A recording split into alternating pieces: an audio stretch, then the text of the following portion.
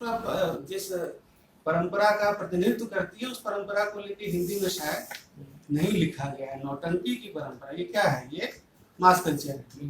मास culture में किसी में जो अंश इन्होंने पढ़ा उसमें यह था कि भरतपुर के राज दरबारों में भी वो नाचवान होता था और जब बाहर होता था 10,000 की भीड़ भी जुट जाती थी।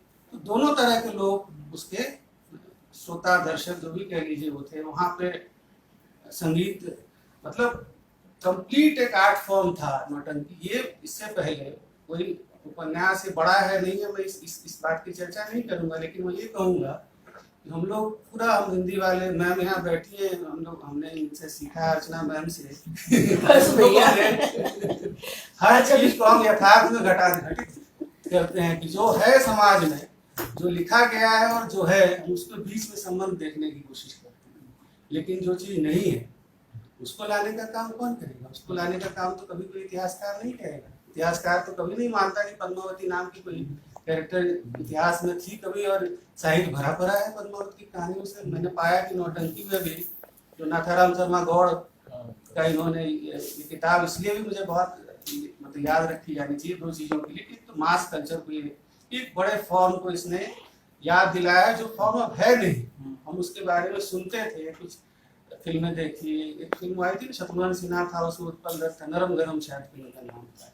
उसमें वो नौटंकी में शत्रुघ्न सिन्हा काम करता है और किसी कसम तो कर सब है ही उस परंपरा की बेहतरीन कहानी और फिल्म। इन्होंने उसके उस मास कल्चर को। तीसरा उपन्यास हसीना बानो जो सीधे सीधे पॉपुलर कल्चर का उपन्यास है। जब वो पढ़ भी रही थी तो हम सब उससे कनेक्ट कर रहे थे।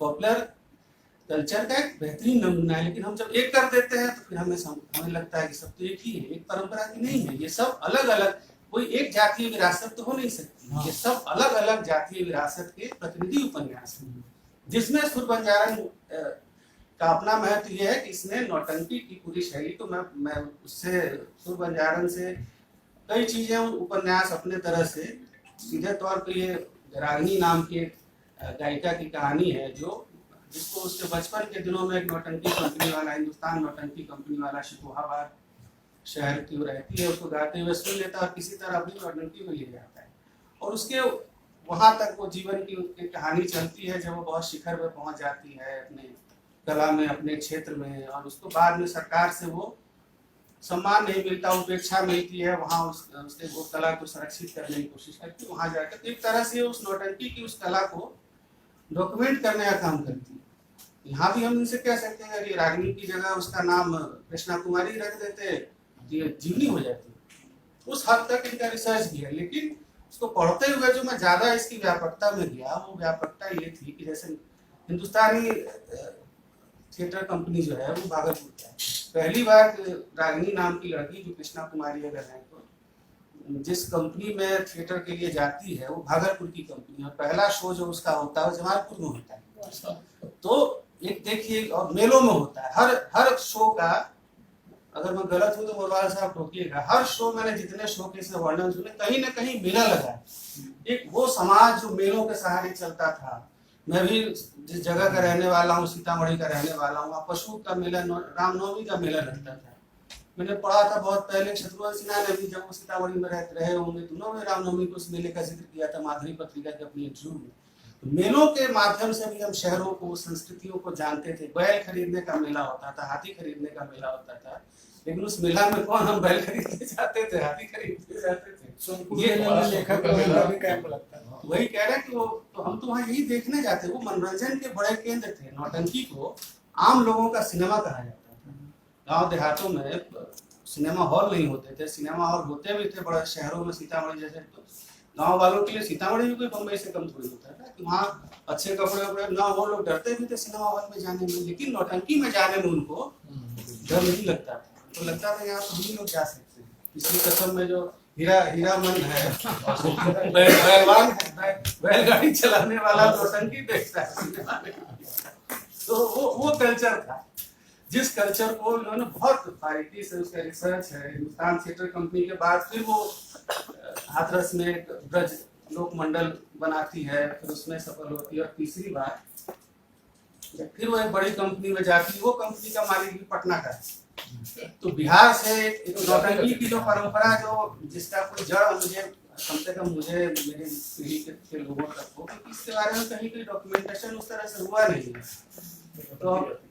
तो हम लोग वही वही जानते थे जो देखते थे। अब किस शैली की नौटंकी क्या है, कानपुर का इन्हीं से मुझे पता चला कि इसकी कसम जो है असल में कानपुर शैली की नौटंकी थी।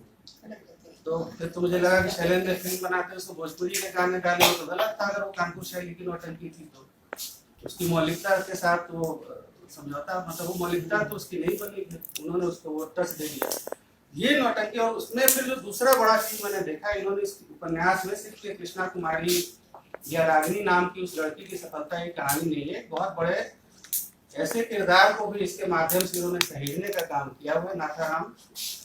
नाथाराम शर्मा गौड़, नाथाराम शर्मा गौड़ के ही मेरे ख्याल से इसमें सारी नौटंकियों का इन्होंने इस्तेमाल किया है। और वो जैसे हम राधेश्याम कथावाचक को या आगा हर्ष कश्मीरी को भारतीय थिएटर के बड़े लेखकों के रूप में जानते रहे हैं, नाथाराम शर्मा गौड़ ने इसमें पढ़ के मैं चमत्कृत रह गया कि वो रवि रैदास संत रैदास पे भी उसने एक नौटंकी लिखी थी, नौटंकी सॉन्ग या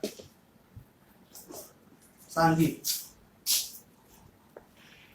अमर सिंह राठौर पे पद्मावती की कहानी का, और यही नहीं जैसे वो नेताजी सुभाष चंद्र बोस और मौलाना अबुल कलाम आजाद, इस तरह के जो राष्ट्रीय आंदोलन के नेता थे, इनके ऊपर भी कितना बड़ा काम था। हम इसको सिर्फ अगर एक संगीत की परंपरा के रूप में, कहानी और संगीत का वो ठीक वही फॉर्म था जो सिनेमा में दूसरे रूप में थोड़ा सा वहाँ ज्यादा ड्रामेटिक होता था क्योंकि सीधे सामने अभिनय करना होता था, तो वहाँ नाटकीयता थोड़ी ज्यादा होती हुई, सिनेमा में धीरे धीरे वो नाटकीयता कम होती गई है। पहले के सिनेमा में तो वही शैली होती थी। उस पूरी परंपरा को एक तो देखिए इसने ये किया कि इस तरह के किरदारों को उस आवाम तक, उस जनता तक पहुंचाने का काम किया, जिसको पहुंचाने का काम शिक्षित समाज कभी नहीं कर पाया, क्योंकि भारत के बड़े तबके में अभी भी पूरी तरह से शिक्षा का प्रसार नहीं हुआ और शिक्षा के उन साधनों का प्रसार नहीं हुआ है जो साधन हमारे पास, हम लोगों के पास मौजूद है। तो इस तरह की नौटंकी की इस विधा के माध्यम से इसको ये पहली बार मुझे सुर बंजारों को पढ़ के ही समझ में आया कि ये भी इसका एक प्रभाव था। एक पूरा जो भारत में जो किसानी सभ्यता जो भारत की थी, जो पूरे भारत को मेलों और उसके माध्यम से एक करती थी, उसमें ये नाथाराम शर्मा गौड़ जैसा देखिए एक लेखक ऐसा था जो नौटंकी के माध्यम से किसान तबके पे, आम संत रैदास पे अगर नाटक सॉन्ग नौटंकी लिखी गई होगी तो उस नौटंकी का काम कहीं पाठ भी हुआ होगा, सट्टा भी कहीं बनाया होगा। इन्होंने शर्त शब्द का उपयोग किया है। हम लोग बिहार में उसको सट्टा बनाना चाहते हैं, कोई बड़ी बड़ी गायिका है, बड़ी नृत्यांगना है तो उसका सट्टा बंधाता है, मतलब उसकी बुकिंग उन्होंने उसका शर्त शब्द का इस्तेमाल किया, शर्त बंधाता।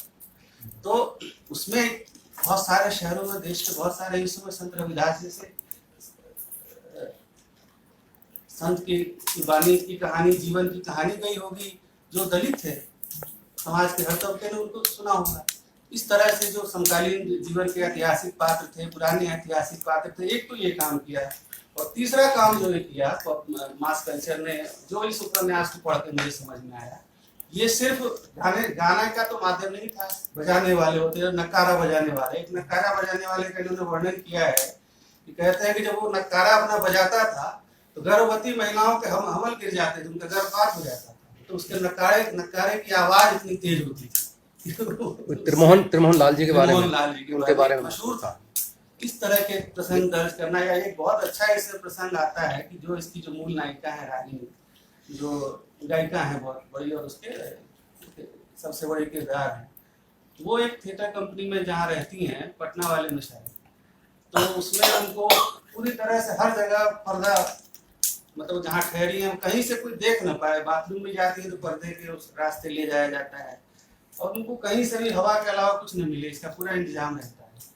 तो वो बहुत परेशान होती हैं। वो अपने जो मालिक है उस थिएटर कंपनी का, स्टार गायिका है, उनको 5,000 रुपये उस जमाने में तनख्वाह मिलती थी। कहानी शुरू होती है 1964-1962 से, जब भारत चीन से युद्ध हार गया है, वहां से वो शुरू होती है। जब उसको वहां से उसको उठाया जाता है तो वहां से उसको लिया जाता है उसके घर से, और खत्म होती है शायद मोबाइल फोन भी बज रहा है, इसका मतलब 2000 के बाद तक की कहानी चली।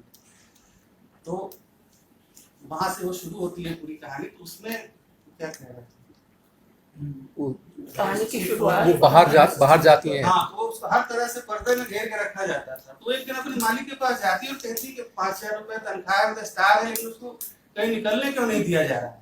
तो वो बोलता है, उसका मालिक बोलता है कि भाई तुमको लोग शो में देखें वही अच्छा है। लोग अगर तुमको शो के अलावा भी देखने लगेंगे तो तुम्हारा जो चार्म है वो चला जाएगा, आकर्षण जो तुम्हारे प्रति देखने वालों का है वो चला जाएगा। तो ये कितनी बारीक चीजें हैं जो इसके माध्यम से पूरी एक जीवन कला थी जो खत्म हो गई है आज से। मुझे लगता है ये किताब भी वहां से खत्म होने लगती है जब वो सारे जो छोटे छोटे ऑर्केस्ट्रा और वो सब शुरू होने लगते हैं, और वहीं से उस कला के उसी रूप को पहली बार हसीनाबाद सामने लेके आती है जो इससे पहले कहीं नहीं था हमारे पॉपुलर कल्चर में। लेकिन सुरबंजारन 3-4 म्यूजिक का जो सारे फॉर्म जितने तरह के म्यूजिक होते थे सबको उसके माध्यम से आम जनता तक पहुंचाने, इससे सशक्त रूप से किसी और विधा ने काम ही नहीं किया। रिकॉर्ड और कैसेट्स के आने के बाद सुनने के लिए तो सबको उपलब्ध हो गए, लेकिन उसको देखना, लाइव परफॉर्मेंस में देखना, संगीत के अलग अलग साजों को सुनना, उन साजों से बनने वाले संगीत के रागों को समझना, बिना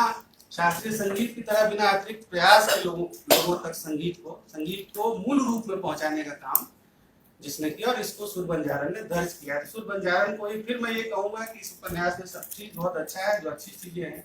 एक चीज ये है कि रागिनी का जीवन बहुत ऐसे चलता चला जाता है।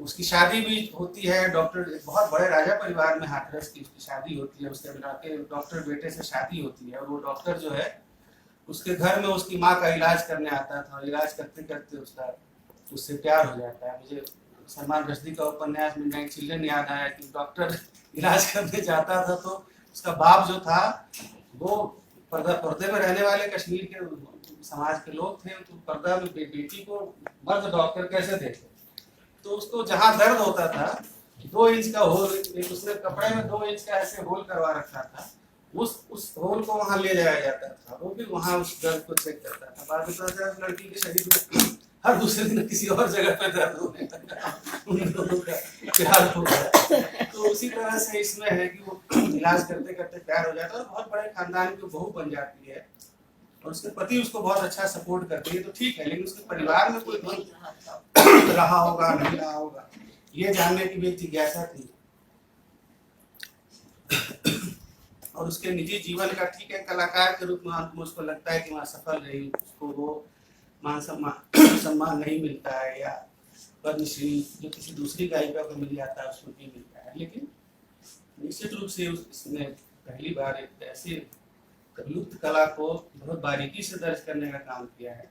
यही सबसे बड़ी ताकत है मोरवाल साहब की। मोरवाल साहब बहुत अच्छा शोधपूर्ण ढंग से एक लीक पे चलते हुए उपन्यास लिखते हैं, और यही कई बार मुझे लगता है कि उनके लेखन की बाधा भी है कि कोई उसमें मोड़ हो ही नहीं होता।